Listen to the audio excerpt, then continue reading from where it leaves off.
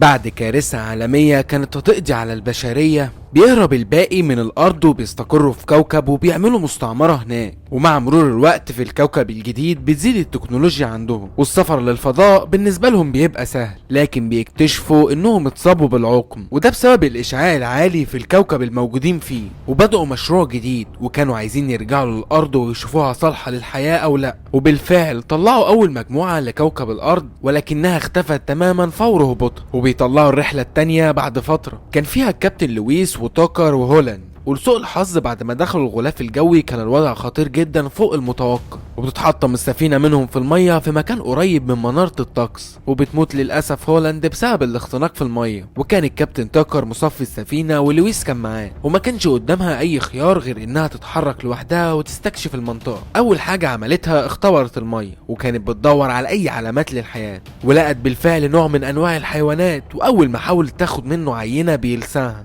بس لحسن الحظ كان معاها أدوية عالجت نفسها بيها.